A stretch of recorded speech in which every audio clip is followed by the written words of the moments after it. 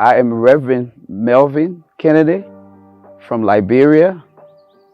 I am the Director of Governance of the Liberia Council of Churches and a pastor in the African Methodist Episcopal Zion Church.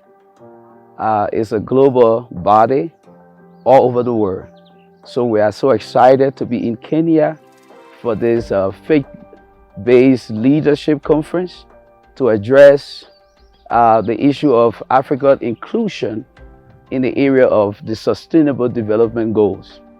So it's a pleasure to be here.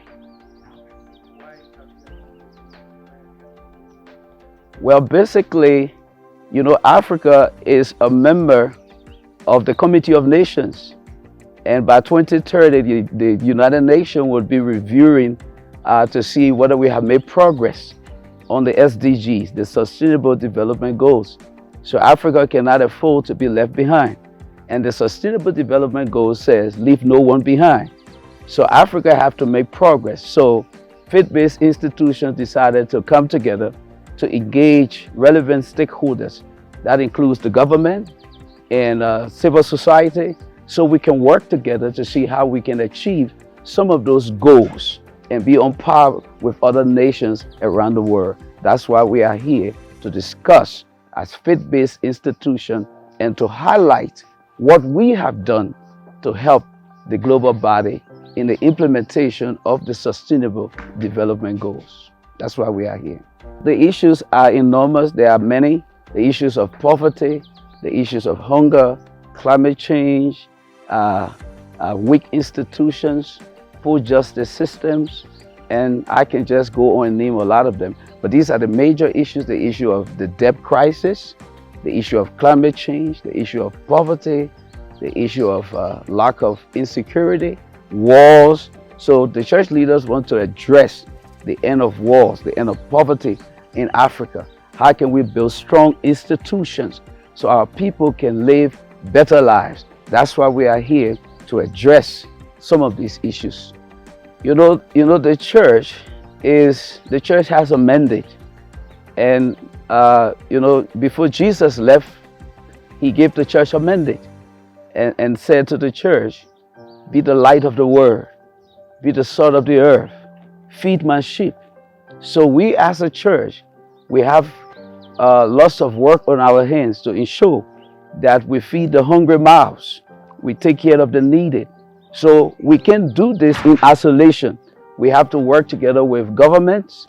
We have to work together with multilateral institutions, global bodies like the United Nations, the World Bank, the IMF, so we all can put together our resources and address these ills of society and make our society better. That's how we think we can approach the situation. That's the method we want to apply, how we can engage multilateral institutions, the World Bank, the IMF, to provide necessary resources to ensure that our people live better lives.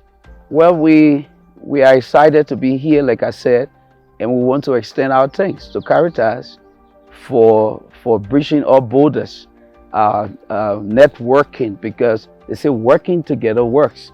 So if we work together, we will achieve our goals. So no one group, no one church institution, no one religious institution can accomplish this on their own. So we thank God that the Catholic body has seen it necessary to work together.